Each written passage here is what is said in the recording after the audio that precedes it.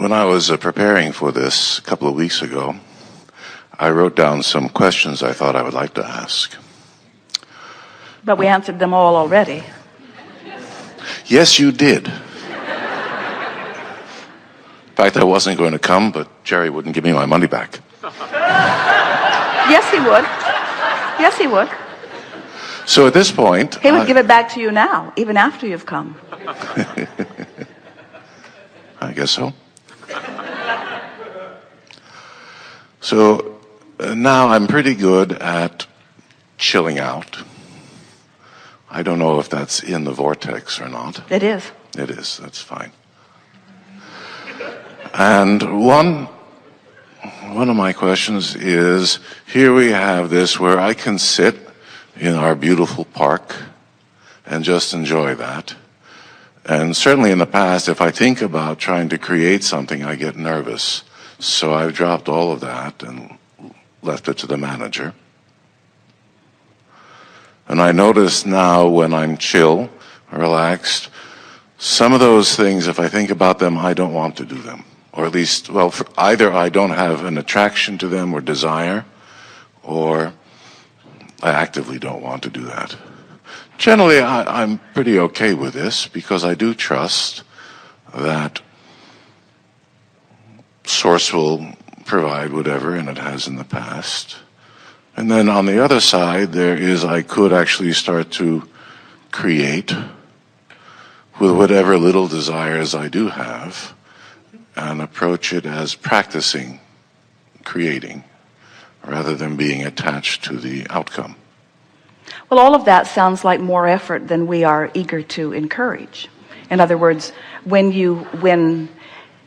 some worry that if I just chill, which means I sort of resist the urge to operate out of my fear or out of my effort. If I just chill and trust that the universal manager and that the law of attraction and that my vortex and that all of this imaginary stuff that Abraham's been swirling around will call me in and inspire me and fulfill my dreams. If I just chill, and what if people fear? What if I never feel the urge? What if I just sit here on the bench? What if I never feel the urge? And we say, it is our promise to you that you will feel the urge, unless sitting on the bench then is a guilt trip.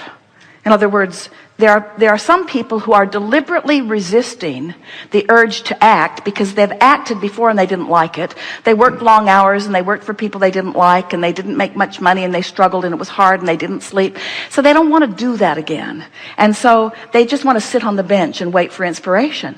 But then as they sit on the bench and then feel guilty about not doing something, now they're still not in the vortex. So the rule of thumb that we're encouraging is, as long as being on the bench is uplifting to you, then it's a good place to be. But what we've noticed for most of you is you can't sit on the bench very long in an attitude of chilling before you begin to get bored.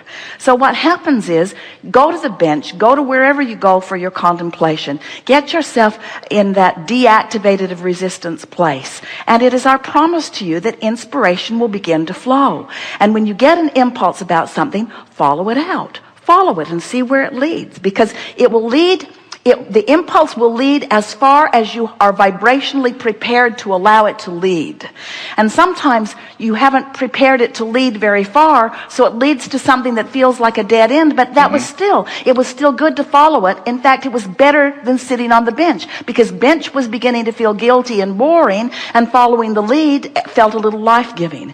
And if you keep following that process, where you just keep following the impulse, before you know it, you'll begin to gain momentum, and you'll drive past that bench and you'll remember what a respite it was for you on your way to something that you're really eagerly involved in. Right, so these impulses that I have, go along with them, and I will begin to learn. The impulse will lead to another impulse, will lead to another and another and another. Haven't you noticed that? Haven't you noticed that you'll find an idea, and the idea feels sort of interesting, and as you ponder it more, it gains a little momentum, and before you know it, something shows up in your experience. Jerry and Esther, all that they know about law of attraction and all that they've witnessed in terms of energy moving and wonderful manifestations still revel every single day, several times in every day, when something occurs that they know came in direct response to something they were thinking or some conversation they were having. It is exhilarating. Last night they were watching, Esther was watching House Hunters. And Jerry was getting ready to sleep as best he could, with Esther poking him and saying, look at that, look at that, look at that, look at that. And then the commercial came on with the little dancing elephant.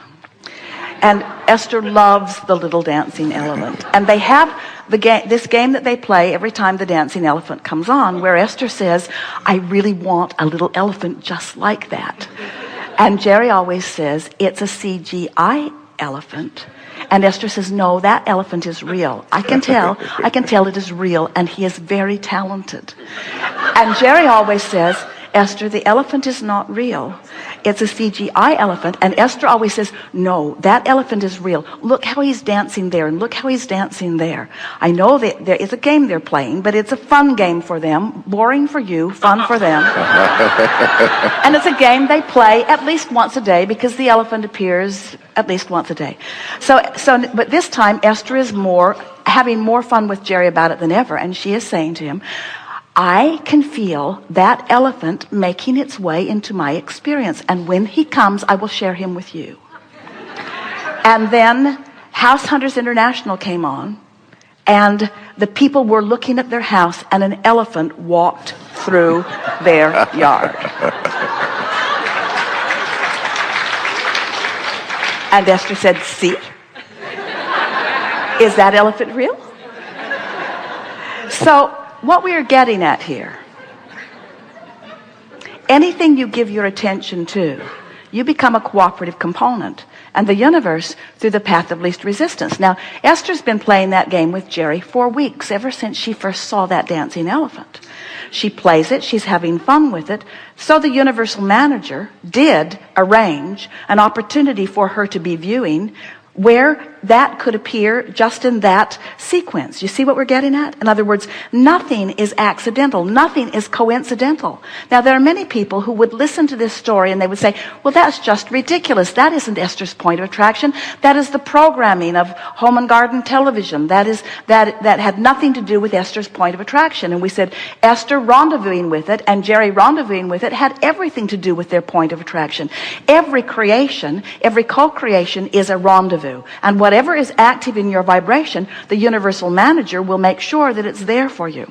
So the reason that we tell you this story is not because Esther really wants an elephant, and it's not because it is a necessarily extraordinary example of attracting something that you want. The reason that we told you that story is because it is indescribable. We cannot even find the words to express to you the thrill that Esther felt when the elephant showed up on the television screen.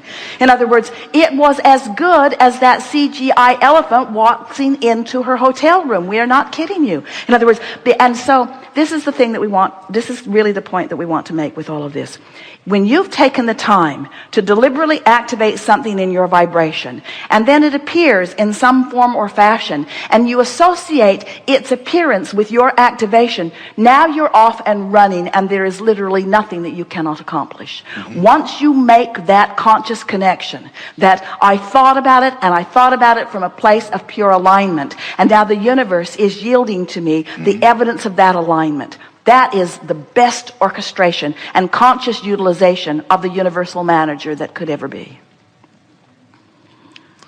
Yeah, I think one thing that occurs to me here is in the past I have indeed resisted impulses because they always seem to get into confusion and conflict. And Or because they lead you to a place that you've already concluded that you don't want to be. In other words, if I think about that, I might end up and have been there, done that, don't want that. But you have to understand that you're fresh and new. Your vibrational shift has happened significantly enough that your point of attraction is unlike anything that has ever been before. So anticipating future experiences based upon past experience is really a silly thing to do. We'll say that again. Anticipating future experiences based upon past experiences is a silly thing to do, because your vibration isn't where it was in the past when you created that. It's shifted dramatically. And so everything is up for grabs. It's all open-ended. It's all wonderful stuff that is potentially there for you, you see. right, and then the converse of that is that what Is converse helpful? The converse Yes. of that? Yes, Why? Tell us why. because Pros and cons, pluses and minuses. No. What's the converse of that? is I can now anticipate that what's coming is likely to be pretty good, and I can work with it. Yes, because I am in a different vibrational stance. And nothing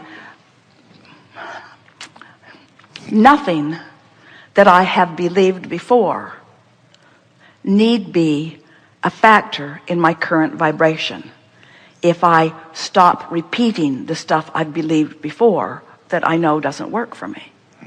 Nothing I believe before has to be a factor. And that's what the deactivation of thought is. We've been playing with you about this for a long time. I'm going to stop thinking about that thing I'm thinking about. And we say, well, you're thinking about that thing you're not going to think about. While you're saying you're not going to think about it, you're still thinking about it. So it's still active in your vibration. And so we've been saying you can't, there's no exclusion. You can't really deactivate a thought. What you can do is activate another. But we want you to think about, in other words, if I'm thinking this instead of this, then I'm not thinking that. So what I'm not thinking isn't active, and what I am thinking is active.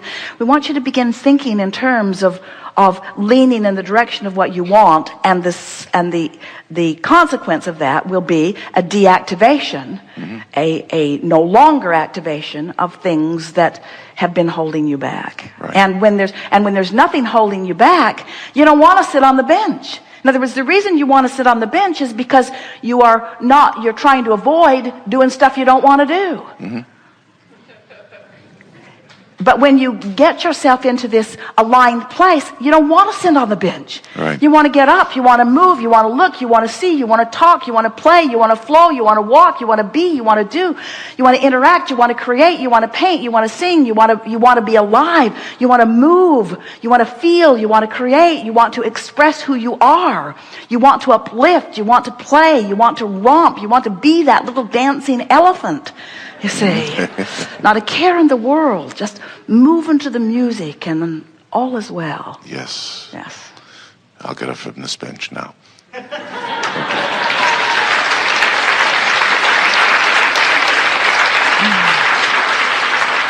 Further back.